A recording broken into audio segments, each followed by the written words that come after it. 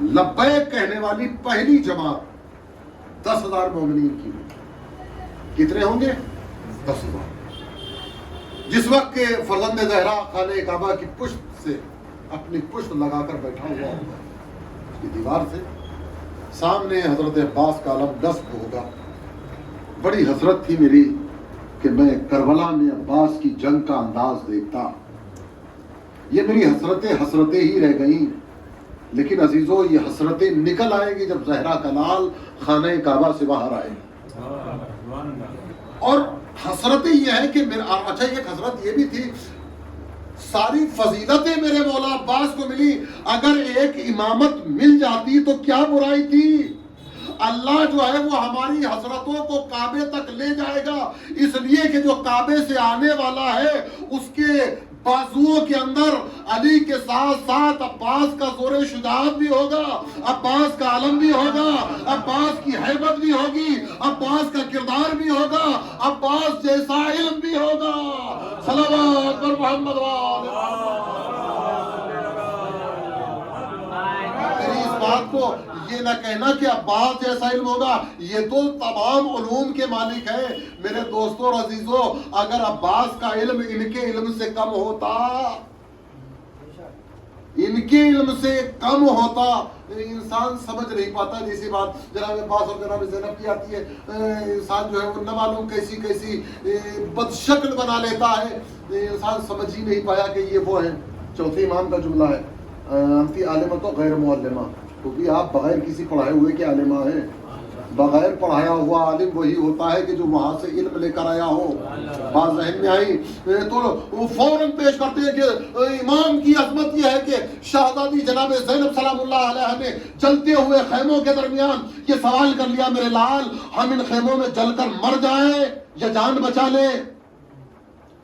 وہ اپنا امام نہ سمجھتی، اگر اتنا علم ہوتا تو سوال کیوں کرتی. میرے دوستوں اور عزیزوں، تم نے ایک سوال دیکھ لیا کہ زینب نے سید سجاد سے کیا، وہ سوال نہیں دیکھا کہ زندان سے رہائی کے بعد سید سجاد کرے جب تک پھوپھی سے اجازت نہ لے لوں جواب نہ دوں گا. صلوات پر محمد. اب اگر یہ میری بات آپ کے ذہنوں تک پہنچ گئی ہو تو اب چلیے میرے ساتھ. 10,000 لوگ ہوں گے جو امام کی آواز پر لبیک کہنے والے پہلے ہوں گے اور یہ خانہ کعبہ میں پہنچے، اور امام وہ 10,000 کا لشکر لیے ہوئے مکہ سے مدینہ آئیں گے اور مدینے میں روضہ رسول میں پہنچیں گے. اور روضہ رسول میں پہنچنے کے بعد سب سے پہلا کام جو ہوگا، اکھاڑا جائے گا، باہر نکالا جائے گا. یہ جو کہتے ہیں میرے مولا جلدی آ جائیے، اللہ جل، بس بلانے کی جلدی ہے، اپنے آپ کو تیار کرنے کی جلدی نہیں ہے. یہ شاید آپ کو یہ گھرا گزرے اس لیے کہ یہ وہ زمانہ ہے. آپ کو دیکھیے ایک آئینہ دکھا رہا ہوں، یہ وہ زمانہ، اس زمانے میں بڑے خوش نصیب تھے وہ افراد، بڑے خوش نصیب تھے کہ اپنا ایک بچا ہوا دینار و درہم امام کی خدمت تک پہنچاتے تھے. آج تو نہ معلوم حق امام، وہ افراد جو زہرا کے قاتلوں پر لعنت تو کرتے ہیں لیکن خود حق امام کھا کر ڈکار بھی نہیں لیتے، اپنی مرضی سے کھاتے ہیں، اپنی مرضی سے خرچ کرتے ہیں. عزیزان گرامی، زہرا کے قاتلوں پر حق لعنت کرنے کا حق اسی کو ہے جو حق امام ادا کر رہا ہے.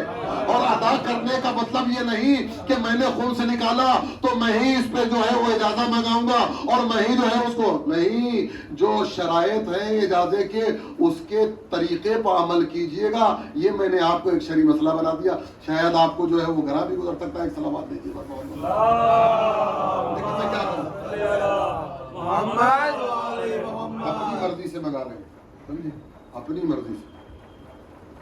اور یہ تو سامنے کی باتیں ہیں. ماشاءاللہ دیکھیے سہم امام اس جگہ پر سمجھے کہاں پر خرچ کیا جائے گا. یہ ذرا سی ایک مثلا یہاں فرض کی جگہ یہاں نماز ہو محفل حسینی میں، سمجھے ہم یہ 5-7 آدمی، 10-12 آدمی، 15-20 آدمی بیٹھے ہوئے سب صاحب حیثیت، کسی کو جو ہے وہ 200 روپے گنا نہیں گزریں گے. ٹھیک ہے، 200 روپے کسی کو کراؤں، لیکن نہیں اپنی جیب کے نہیں دوں گا، ان 200 کے لیے اجازت منگا لوں گا. بات ذہن میں آ رہی ہے؟ ایسا ہی ہو رہا ہے. نہ معلوم اللہ نے کتنی دولت دی ہے، لیکن بچوں کی پرورش کے لیے مولوی کو بلائیں گے تو ضرور، لیکن اس کو نوکر سے اوپر کی ڈگری نہیں دیں گے۔ ارے کس قدر بدقسمت ہو کہ نماز بھی پڑھ رہے ہو اور نوکر بھی سمجھ رہے ہو۔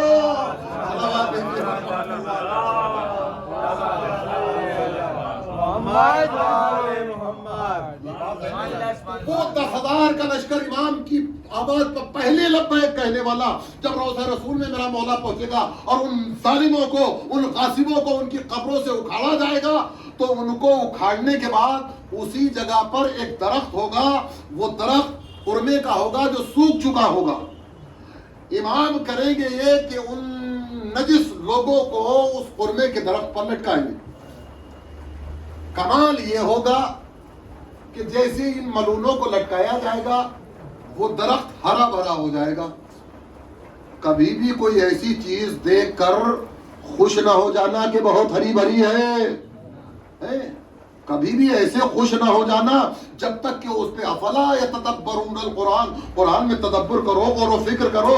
کسی چیز کو بھی بس خالی آنکھوں کے دیکھنے کی وجہ سے نہ مانو جب تک کہ اس کو دل و دماغ کی گہرائیوں سے اتار نہ لو۔ ان کو جو ہے وہ لٹکایا جائے گا، وہ لٹکانے کا نتیجہ یہ ہوگا کہ وہ سوکھا ہوا قربے کا ہے، کھجور کا درخت، پتے نکل آئیں گے، شاخیں نکل آئیں گی، پھل نکل آئیں گے۔ اب وہ جو 10,000 تھے ان میں سے 2/3 کتنے ہو گئے؟ تقریباً 6,500 6,500 جو ہے وہ امام پہ تلوار کھینچ کر کھڑے ہو جائیں گے اور کہیں گے کہ ساری زندگی ان پہ لعنت کی، ساری زندگی انہیں برا بھلا کہا، ساری زندگی انہیں گالیاں دی۔ ارے یہ اتنے باعزاز ہیں، یہ اتنے کرامتی ہیں کہ سوکھا ہوا درخت جو ہے اس میں پھل نکل آئے، پتے نکل آئے۔ عزیزان گرامی، جلد بازی دیکھیے کیا انسان کو کہاں سے کہاں لے جاتی ہے۔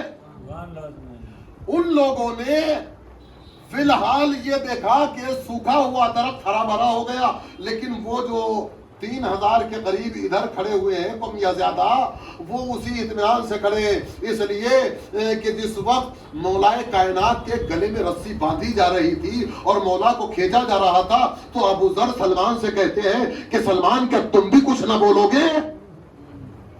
میرا دل چاہ رہا ہے کہ تلوار نکالنے کے بعد ان ظالموں کا خاتمہ کر دوں، لیکن سلمان اسی شان سے کھڑے ہوئے سوال کر دیا کہ تم کہ اگر تلوار نکالنا اتنا ہی ضروری ہوتا تو میں علی سے زیادہ بہادر نہیں ہوں۔ اندازہ لگایا، میں علی سے زیادہ طاقتور نہیں ہوں۔ اگر یہاں پر اب سمجھے کہ سلمان 10 درجوں پر کیوں فائز تھے، یہی وہ چیز تھی۔ وہ سمجھ رہے ہیں کہ جہاں امام وقت خاموش ہے وہاں میرے بولنے کی منزل کہاں سے آ جائے گی۔ وہاں جو وہ 3,000 کے قریب کھڑے ہوئے ہیں وہ امام کے عمل کو دیکھ رہے ہیں کہ جن کے دل کی گہرائیوں کے اندر امامت اتری ہوئی ہے، ولائے آل محمد بسی ہوئی ہے، وہ کھڑے ہوئے دیکھ رہے ہیں۔ اس کے بعد امام ان سے مخاطب ہوئے، کہیں گے بتا کہ تو نے کیا کیا، تو نے کیا کیا۔ اب آواز آئے گی کہ میں نے فدر کا غصب کیا، میں نے زہرا کو ستایا، میں نے علی کا حق غصب کیا، فلاں جگہ سے بھاگا، فلاں جگہ سے منہ چرایا۔ اس کے بعد مولا ان ظالموں کو اسی دنیا کے اندر نظر آتش کر دیں گے، جلا دیا جائے گا۔ عزیزان گرامی، یہ دشمن زہرا کی پہلی سزا ہے کہ دنیا میں بھی آگ کا مزہ چکھ رہا ہے، آخرت میں بھی آگ کا مزہ چکھے گا۔ ایک سلامات بھیجیے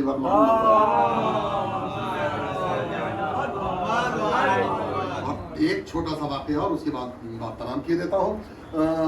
امام ہر وقت ہماری مدد کرنے کے لیے تیار، ہمیں پکارنا آنا چاہیے۔ ہمیں جو ہے جیسے آپ نے نہیں دیکھا کہ ٹھوکر لگتی ہے، بے ساختہ زبان سے یہ آ نہیں نکلتا ہے، انتظار کرتے ہیں، کل کو کہیں گے، 15 منٹ بعد کہیں گے، اچھا وہ گرنے والا کیا گر جاتا ہے؟ عزیزو، یہ نام علی کا اعجاز ہے کہ گرتا ہوا سنبھلتا ضرور ہے۔ یہ میرے مولا کے نام کا اعجاز ہے، اور یہ یقین ہے کہ جو ماں نے سکھا دیا ہے اس کا مشاہدہ زندگی میں نہ معلوم کتنی بار ہم کرتے ہیں۔ عزیزو، بحرین یہی سعودیہ کے بازو میں ہے، وہاں کا حاکم جو ہے وہ ناصبی تھا، اور وزیر ناصبی تھا، وہ جو ہے خارجی تھا بادشاہ، اور بحرین شروع سے جو ہے وہ شیعوں کی آبادی کا گڑھ رہا ہے. آج بھی تقریباً 80-85% آبادی ہے, لیکن دشمن جو ہے ان کو کچل رہے ہیں, ان کے بال و اسباب دوسرے طریقے سے سلب کر رہے ہیں وہاں کی. لیکن میں اس زمانے کی بات بتا رہا ہوں. یہ جو وزیر تھا منون ناصبی جو مسلسل ہر وقت آل محمد سے دشمنی رکھتا ہو.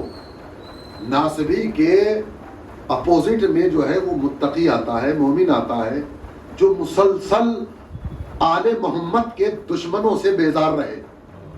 اب بتائیے کہ ہمیں کیا ایک وقت ہی تبرہ کرنا ہے؟ ایک وقت ہی موقع مل گیا تو اہل بیت کے قاتلوں پہ لعنت کر؟ نہیں. جو مسلسل آل محمد کے دشمنوں سے عداوت کرتا ہے, ایمان کا حق تو اسی کو ہے, وہی تقوی کی منزل تک جاتا ہے. یہ نہیں کہ ہم نے نماز کے بعد لعنت کر دی, اچھا کوئی نقطہ کسی ذاکر نے یا شاعر نے پڑھ دیا تو ہم نے اس پہ جو ہے وہ خوش ہو کر جو ہے وہ قاتلان اہل بیت پر جو ہے وہ لعنت کر دی. نہیں, مسلسل ان سے بیزاری, جس طرح کہ وہ مسلسل آل محمد سے عداوت رکھتے ہیں. تو یہ جو وزیر ہے اس نے ایک دن ایک انار پیش کیا بادشاہ کے پاس, اور اس انار پہ جو ہے وہ کچھ نام کردہ تھے اور نمبر وائز لکھا ہوا تھا کہ پہلے کا نام, دوسرے کا نام, تیسرے کا نام اور چوتھے پر مولا علی کا بھی لکھا ہوا. کہ حضور دیکھیے یہ جو ترتیب خلافت ہے اللہ بھی بتانا چاہتا ہے. وہ بھی دیکھ کے حیران ہو گئے. بلا لیا جناب جتنے بھی شیعہ علماء تھے وہ بھی حیرت ہوئی. یہ ایک ایسی چیز تھی جو اس سے پہلے کسی کے سامنے نہیں آئی تھی. علماء جمع ہو گئے. فی الفور ان کے دماغ میں کچھ نہیں آیا. کا 3 دن کی مہلت دیتا ہوں. بادشاہ کہتا ہے اگر تم نے اس کا جواب نہیں دیا تو میں تم سب کو قتل کرا دوں گا. ٹھیک ہے. علماء جمع ہوئے, اس میں سے جو چھٹنا شروع ہو گئے. سمجھے, میرے جیسے تو پہلے ہی بار میں علیحدہ ہو گئے, کچھ اور اوپر کے تھے وہ دوسری بار میں, کچھ اور اوپر کے تھے تو وہ تیسری بار میں, یہاں تک کہ ایک عیسیٰ نام کے جو ہے بہت بہترین عالم اس زمانے کے فقیہ, آل محمد کے چاہنے والے, متقی, پرہیزگار, سب نے ان کا چناؤ کیا کہ سرکار امام زمانہ سے استغاثہ آپ کیجئے اور ان سے اس مسئلے کا حل معلوم کیجئے. اور چونکہ 3 دن کی بات تھی, آقا ٹھیک ہے ہم پہلے دن جائیں گے, دوسرے دن جائیں گے, اور جو ہے وہ آخری دن جو ہے وہ ان پہ حوالے کر کے آ گئے کہ آج جو ہے وہ تمہیں. وہ تیسرے دن انہوں نے امام سے استغاثہ کیا, اتفاق سے امام بھی آ گئے. بولا ہمارے بچوں تک کو قتل کرنے کا حکم دیا ہے, آپ نے آنے میں دیر کر دی. امام نے فوراً کہا کہ تم نے بلانے میں دیر کی ہے, میں نے آنے میں دیر نہیں کی. اگر تم دربار میں 3 دن کی بات ہی نہ کرتے تو میں اسی وقت تمہارا جواب دیتا. بات ذہن میں آ گئی. کہا تم یہ لیے ہوئے جب دربار میں چلے جاؤ, اور دربار میں جیسے جیسے میں کہہ رہا ہوں ویسے ویسے کرنا, لیکن وزیر کو وہاں سے ہلنے مت دینا, بادشاہ سے کہہ دینا. اور تم بادشاہ سے کہہ دینا کہ مجھے وزیر کے یہاں کسی سپاہی کو بھیج, اور فلاں جگہ پر فلاں بالا خانے میں ایک صندوق رکھا ہوا ہے, اور صندوق کو کھولنا, اور اس صندوق کے اندر ایک قالب رکھا ہوا ہے. آپ کی زبان میں بولو تو ایک ڈائی رکھی ہوئی ہے. ڈائی سمجھتے ہیں؟ وہ لے آئے اور لانے کے بعد بادشاہ کو دکھا دینا, معاملہ جو ہے وہ حل ہو جائے گا. ٹھیک ہے جناب. بھیجا گیا, وزیر جانا چاہتا ہے لیکن بادشاہ سے کہہ دیا کہ اس کو روک, سپاہیوں کو بھیج, میرے بتائے ہوئے فلاں جگہ پر جو چیز ملے اس کو منگوا لے. وہ منگوایا گیا. اب جو دیکھا تو وہ ڈائی, وہ قالب تھا جس پر اس ملعون نے ان ناموں کو گندا کیا ہوا تھا, کھودا ہوا تھا. جب انار چھوٹا ہوتا تھا یہ اس کے اوپر چڑھا دیتا تھا, جیسے جیسے انار فرما ہوتا وہ نقش جو ہے اس میں گدھ جاتے اور تحریر ابھر آتی. عزیزان گرامی, فرض کرو ایسا کوئی واقعہ اگر آپ کے پاس آ جائے تو آپ کیا کریں گے؟ خدا کی قسم اگر میں ہوتا تو فوراً ایک ہی جواب دیتا, بادشاہ انار توڑ کر دیکھ لے, جو حصہ سلامت ہے وہی پہلا ہے. سلام